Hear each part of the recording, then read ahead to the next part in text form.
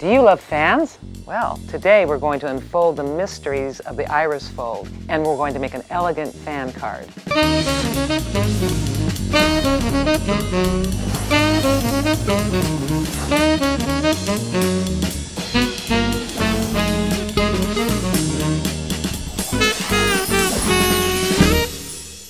I'm going to show you how to make this fantastic, simple, easy folded project. Even if you think you can't fold, you can fold this one. You start out with a rubber stamp, and this is a JudiKins rubber stamp. They're very high quality stamps, wonderful images. And what I've done is I've stamped some gold, and I used pigmented stamp ink and a gold embossing powder. And actually, there's a webisode that you can refer to. It's Elegant Embossing. So check that out if you want to know more about embossing. Then I took a sharp craft knife, make sure it's sharp, and I cut out the opening of the fan. And make sure you save your piece because you can use that little fan part for another project. Now what I have is my opening, and I need to make a template or a pattern to fold with. So I'm going to show you how to do that. What I did is I took the same stamp and I colored with a dark marker on just the outside of the stamp. And I made an impression on a piece of plain paper. And then I made some lines with a permanent fine line pen and a ruler. You can make this as delicate as you want, having more papers, or you want to make the fan part wider. It's up to you on how you do this, but I picked 9 pieces of paper. So I'm drawing some lines to make my folding pattern. I just, with a permanent pen, and just draw a fine line, and you can see now I've got a folding template. This is a very simple one. I mounted it onto a piece of the origami backing. So now I've got my template. Now I need to show you the paper. I have this beautiful use-in paper and some gold metallic. And these are just gorgeous papers from Yasutomo. These come in so many colors, and they're luscious and they're great to fold. And what I need to do is make strips out of these. I just cut a little bit over 1 inch. And if you have a finer pattern, you can make the papers even smaller. But right now, it's just a little over 1 inch. I've cut several of those. And then you cut your gold out, and you just take your paper and fold them into strips lengthwise. And that's the only folding you're doing right there. That's it. And I've created several strips for this fan, and I'm going to start attaching them to the card. You just take your card, and there's great stuff called plastic adhesive, and it sort of stays gooey all the time, and it will help adhere your card to your template, which you kind of need, because you don't want it shifting around. So I'm going to go ahead and lay that right over the template. I'm going to need some clear adhesive tape to attach these little strips. And I'm going to start with this side here. And you want to make sure you put your folded edge into the inside of the card. And I'm going to go ahead and just use a piece of tape to attach. Now, it doesn't matter how it looks on this side, because this is the back side of the card. No one's going to see this, so you can make it as messy as you want. Now let's take the second piece and lay it on the guide and attach it with the tape, just like we did with the first one, making sure that the folded edge is toward the center, and you trim. And we just keep going throughout the length of this. And these papers come in so many colors, so your color combinations can be really bold and bright, or they can be subtle and elegant. Like this one I think is a little more subtle and elegant. If your paper is a little too narrow for your guide, you can actually refold it, open it up, and just make it a little bit bigger so that it will cover. You want to make sure that you have no gaps in the fan.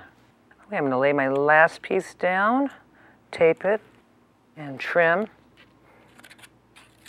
Okay, now we're finished, and it's going to reveal this beautiful fan. Look at those colors shine and how dimensional it looks. And with the embossing powder, I think that even looks more dimensional.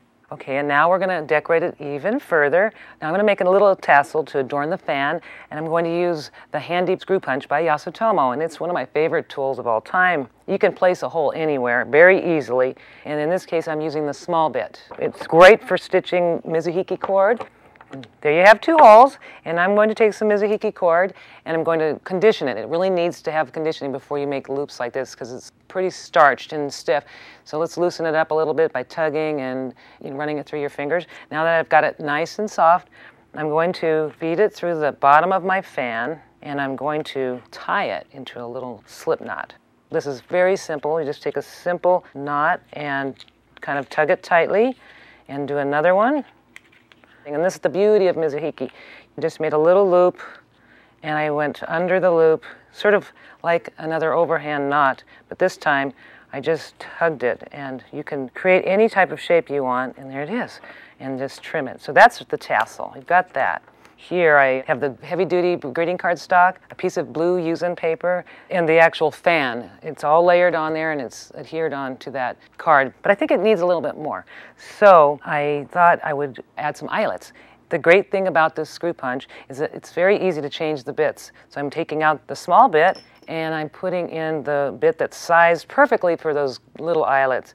They are very sharp, so you please make sure you have something underneath when you're cutting, unless you want holes in your table. So I'm going to cut through the layers. It should be one shot, and there it is, you've got one hole.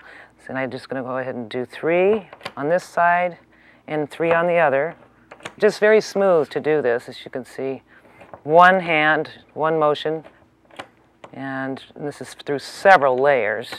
After I made the holes, I inserted some eyelets, and I wanted to use some more Mizuhiki cord to give it a little more sparkle. And I'll go ahead and stitch, and you can do anything you want, but what I did was I just put in the cords on most outer edges of the holes, brought it back through the back of the card, and brought it through the center hole, and pull it tight, which the card is nice and sturdy to pull tight, and make sure that each cords are straddling the center strand, and then just tie it off and trim with scissors. And this is what you have. And look at the shine and the dimension of all the elements there. It just makes a really elegant greeting card. So here's a wonderful variation of the same card we just did. Now in this variation, I just used different colors of origami paper and Mizuhiki, and you get a different look.